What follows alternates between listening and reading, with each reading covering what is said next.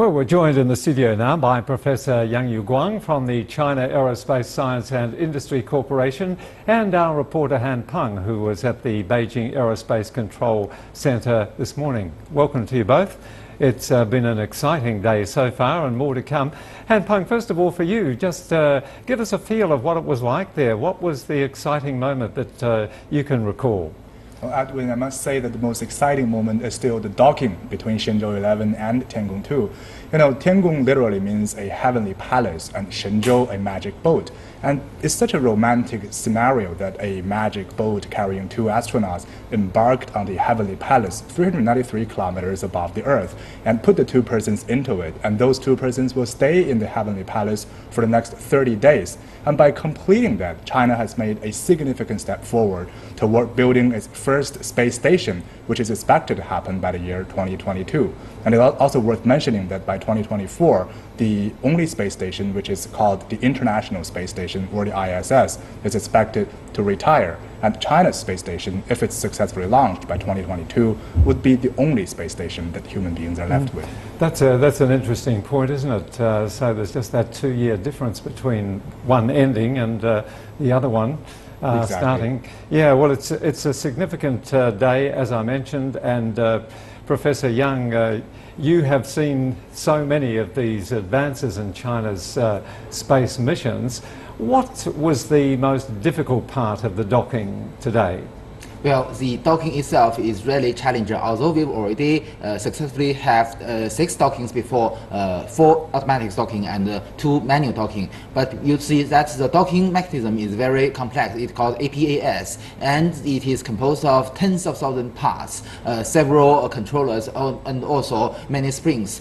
So the docking procedure, and it takes about 10 minutes. So it's very complex. And because it is so complex and it has very strict requirement to the measurement, so we use the microwave radar, LiDAR, and also the communication link between each vehicle, and together with the optical sensors and also the navigation satellite receivers. So the relative position, the relative speed, and also the relative attitude must be measured very, very accurately. So that is why it is so difficult.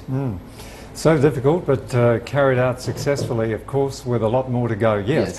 Han Peng, just back to you for the moment. When we were broadcasting earlier today, we could hear the applause coming from everybody there in the control centre. Just give us a feel for the mood there. They must have been so happy when the docking was completed successfully. Well, actually, I have to say nothing really dramatic happened in terms of the mood in the mission control room. People were like doing their ordinary jobs, like their routine jobs. They were sitting in front of the computer, making analysis of data, sending signals to the 2 astronauts in the space. And this is a big contrast compared to 13 years ago, when China fulfilled its first manned space mission, which is known as Shenzhou 5. You know, many of the scientists and engineers broke into tears and hugged each other to congratulate on the success of that mission. But this time it seems that everything was like a routine work for many of them. It shows that this calmness shows that they are more confident in the maturity of China's space technology. And also there is an anecdote I have to share here. It's very interesting that the private conversation between the 2 astronauts in space can actually be heard in the mission control room.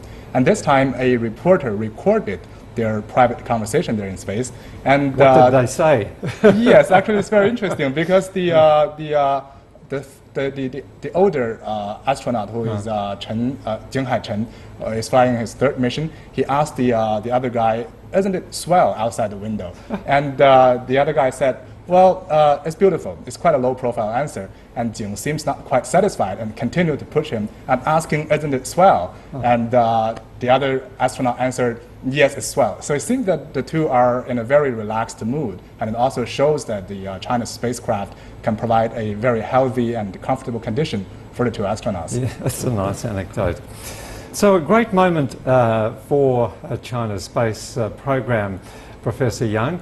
How is this going to play into the next stage? Well, you see that for any human missions, the launch and the re-entry is the most dangerous part. The docking procedure is also very dangerous because in the year's future, the Progress cargo ship has collided with the Mir space station and caused the leakage of the air in the station. So it is also very dangerous. So the most dangerous part, the docking procedure, has already been successfully accomplished, and the next stage will be the preparation of the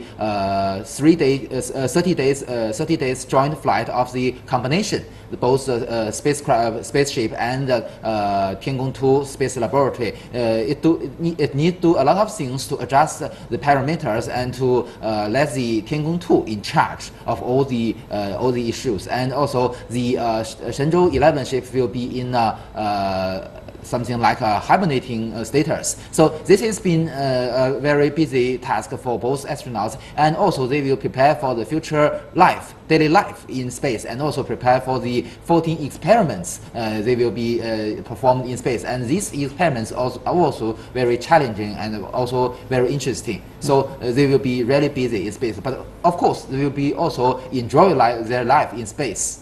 As they say, it's swell up there. Thank you very much indeed, Professor Yang Yu Guan, and also our reporter Han Peng. You're welcome.